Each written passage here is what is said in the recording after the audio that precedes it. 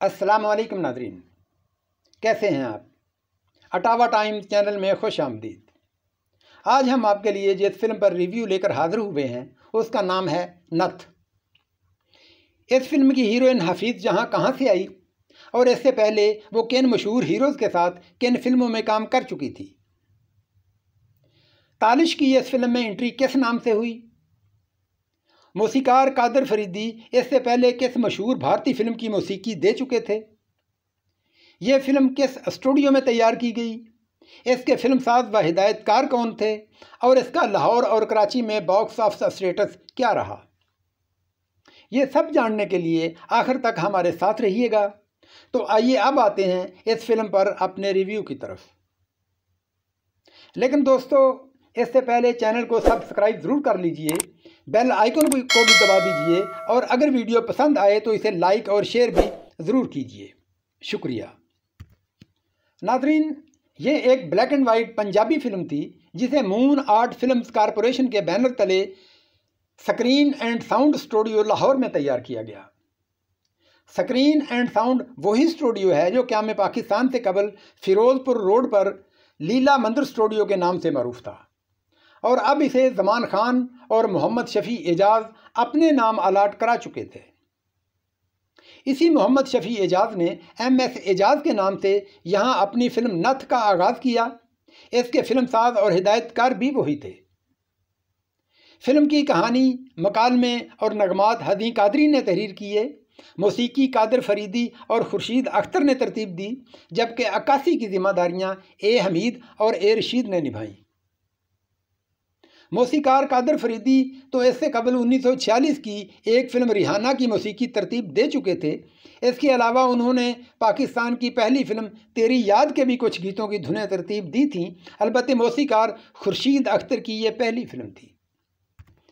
Film की cast में हफीज़ जहां, हसीब, अजमल, ज़रीफ़, ताबश, AR कश्मीरी, सादक अली, किश्वर, शोला, शमशाद और जुबैदा के नाम नुमायां थे। फिल्म की हीरोइन हफीज़ जहां कबल अज़ीं 1949 में भारतीय फिल्म सांवरिया में अदाकार रहमान और 1950 की एक और फिल्म खेल में देवानंद के मुकाबल हीरोइन के रोल करके अब लाहौर आ चुकी थी।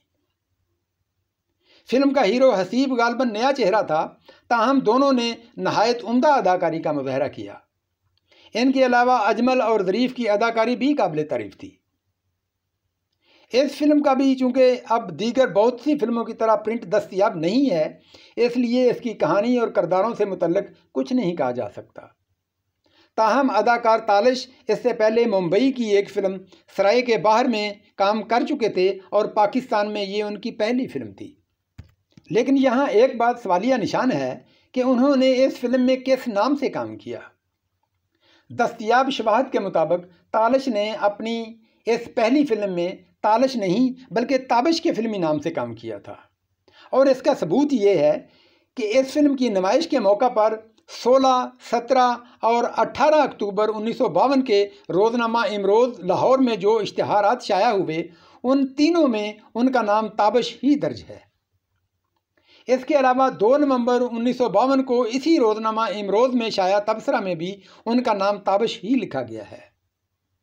और लगता यूँ है कि तालिश ने अपनी इस पहली पाकिस्तानी फिल्म यानी नथ में एंट्री ताबिश ही के नाम से की और फिर बाद में नाम तब्दील करके तालिश हो गए।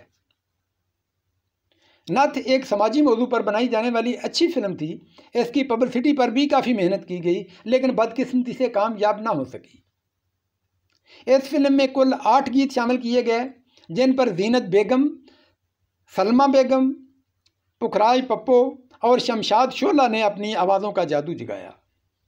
गीतों के बोल ये थे। नंबर 1, असा नहीं हो भुलना वे असा नहीं हो भुलना। नंबर 2, बाबल दा घर सांभिया वीरां भैनां देस पराए। नंबर 3, पूछां एक गल तेथों सोने दे टिकिया। नंबर 4, तू आ भावें ना आ असां तकदे रहना तेरा राह सजना। नंबर 5, तुर चले आए वे ना आउन दा करार कीता ही। नंबर 6 जद चन्न ते तारे हसदे ने। नंबर 7 जदों अख नाल अख लड़ जाए। और नंबर 8 रल मिल के मुटियारां टुरियां।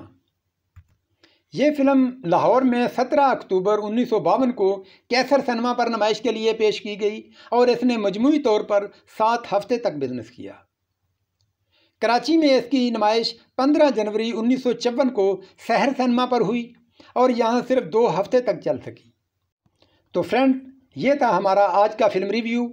उम्मीद है आपको पसंद आया होगा, और अगर नहीं भी आया तो इस पर अपनी आरा और तजावीज़ से ज़रूर नवाजिएगा, ताकि हम इन्हीं तजावीज़ की रोशनी में अपने आइंदा रिव्यूज़ को मज़ीद बेहतर बना सकें।